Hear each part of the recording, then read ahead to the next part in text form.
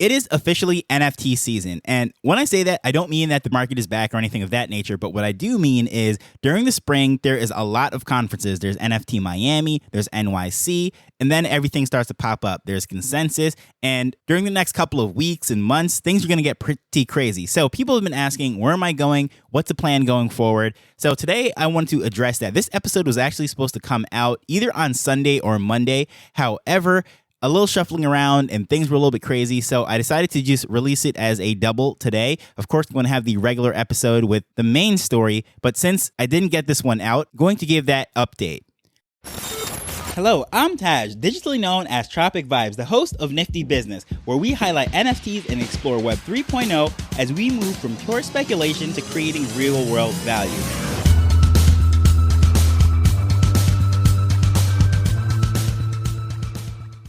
So first and foremost, which conferences will I be attending? Okay, at the original date when I came into this year, knowing that I was leaving my job last year and everything, the one I had circled, I even have a plane ticket already booked to go to Fort Lauderdale because my mother lives in the area. And I said, okay, well, I'll go kill two birds with one stone and I'll attend the conferences. I'll see my mother, hang out and so forth, go there with my wife. But now there's a little plans changing in the sense that a lot of people are asking, well, what's going on with NFT NYC? I really want to be at that. Of course, that is like the Super Bowl of NFTs. But here's the thing. They're right next to each other. I had this trip already planned to go see my mother, go with my wife and everything. Sure, I could rearrange this. And I was planning to have that as my first conference going NFT Miami. And of course, the way funds are, this is an independent show. Everything up until this point has been bankrolled by me, funding everything, subsidizing it with my day job.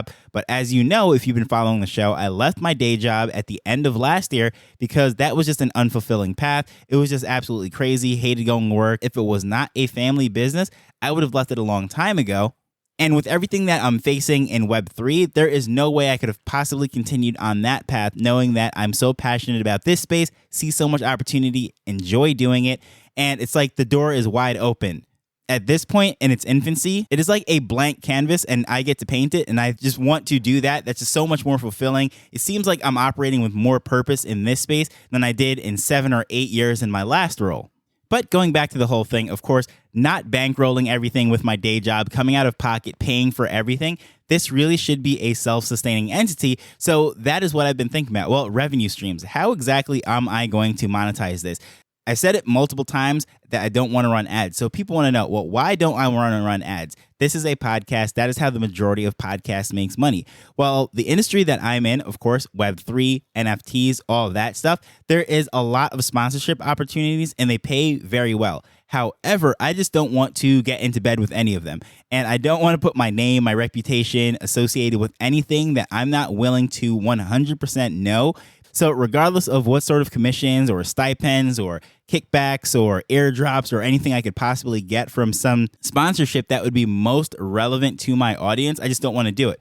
Because even those centralized exchanges that really got themselves into a lot of trouble in the last 18 months or so, they were the ones that were paying the best to creators, whether it be YouTubers, podcasters, or Twitter influencers. So just imagine if I got into bed with one of those, let's say promoting crypto with Celsius, well, that would have been a huge mistake. And of course, a lot of people are going on the apology tour. So I believe that was the right decision because I just couldn't really sleep well knowing that I steered people into that direction. So what are the other ways that people are able to monetize content such as this? Well, coming from a marketing background, I know that one of the most powerful things is an affiliate marketing.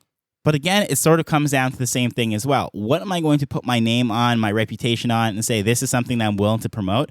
At this point, it is only things that I'm 100% convinced about that I use for myself, and that is it. So if you notice in the show notes, I always have that Ledger affiliate link. In case you do need a Ledger, feel free to look at that. It's in the show notes. That is an affiliate link. So anyone that does purchase through that, they actually give crypto directly out and just goes straight to a wallet. Of course, being a podcaster, I speak about the host that I do use that has the content up there, and that's Captivate.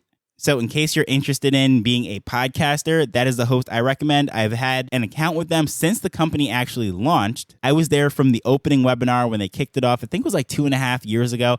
And I opened an account And it just sat there for quite a while simply because I loved all the features that they had, but I was too afraid to get on the mic and I didn't really have a content. Then, of course, I launched, I think 3 or 4 different podcasts that fell flat on its face before this one, really catching a stride in Web3 with NFTs and everything. So anyone who wants to know about podcasting, I always recommend that. But of course, this is an NFT show. Most people listening to this don't want to have their own podcast, don't want to have their own show. So it's not like I go around promoting that. However, if you go to the website, which is fully redesigned, by the way, niftybusiness.co, before it was just basically a playlist, but now it is a full-fledged website. There's going to be a blog, there's going to be articles, all sorts of different things, training programs, and whenever I do get to a membership or community or whatever that is, which is the direction that I'm going towards, all of that information, the content would be hosted there. That's going to be the hub. But that brings me to my next thing. A digital product of some sort is usually the most profitable way for someone in my position to create revenue. However, as far as creating like an NFT course or something of that nature, it's kind of hard because the ink isn't even dry on this content as yet. We're making this stuff up, we're building it, we're learning as we go. And just imagine if I had rolled out a course, let's say 18 months ago, how to make money in the NFT market. And then the market completely changes. Everything is upside down and things don't even operate anything like that at this point. And not to mention all those people would be upset at me because I gave them the system that does not work anymore. So as far as what I am going to do, is probably going to turn into a live workshop or something of that nature. But whatever that will be, it's not going to be something that is only the flavor of the day, what's working temporarily. And by the time that is sold, it's going to be outdated. So that is just something that I'm brainstorming. I have some ideas on paper, but most likely the direction in which I'm going to be going with is working with businesses and business owners and entrepreneurs because this is Nifty Business. And a lot of things that I do cover that I'm most interested in is how all this stuff actually ends up making an impact and a difference in the real world, and in particular in business and marketing and operating and serving customers and those types of things.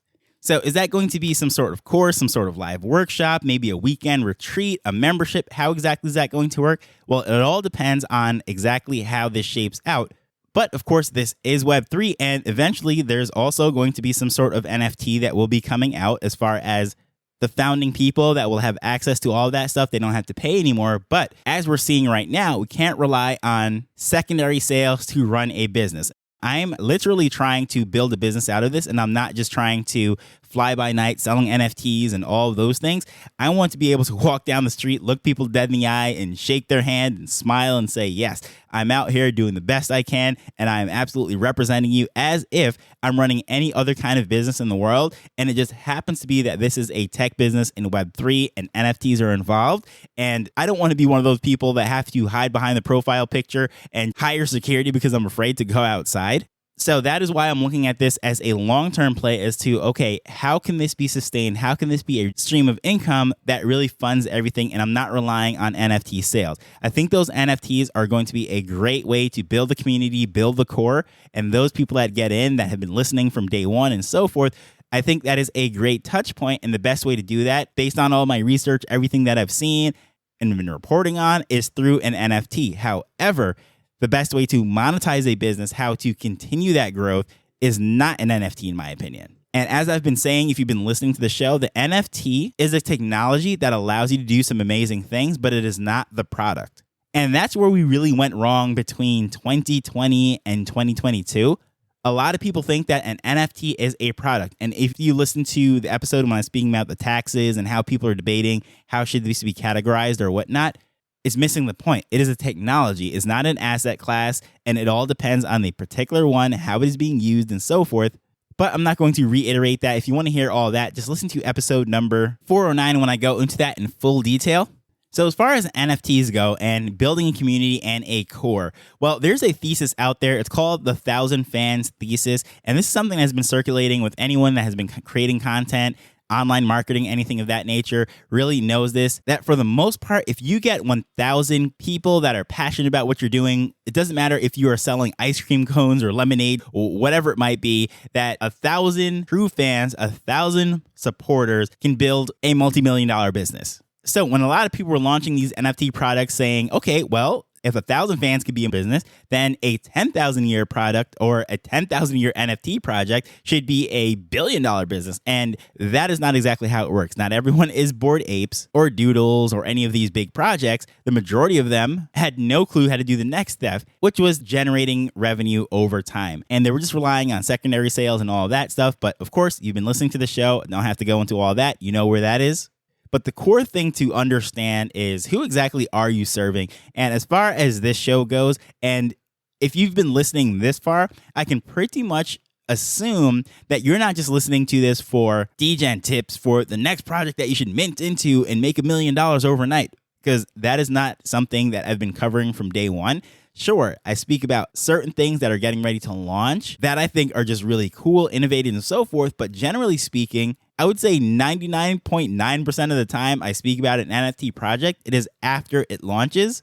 And I do it as a case study looking back, saying, okay, this is what happened. This is what they're doing right now. This is how they handled this situation. When crisis hit, that is what happened. And that sort of thing is much more valuable for someone who's looking at these as businesses, maybe as someone who is either a long-term investor or someone who actually wants to implement this stuff into their business, use this technology in a way that would change their life. Even if they're someone who's working for a company, they don't even necessarily have their own company, but they know the different headaches and frustrations that they face in their department or at their job. And they know that NFT technology, blockchain technology, is something that can make their workload so much easier, much more efficient. And even if it means just presenting that to their boss and say, hey, this is what I've been studying, and I think this is how this problem in our company, our department, organization, whatever it is, could be solved using this stuff, and this is what I want to present. Even if it's something like that, I think those are the type of people that are listening to the show and even wanting a broader overview as to see, okay, this is the direction that we're going as an industry and how this is then trickling out to other industries.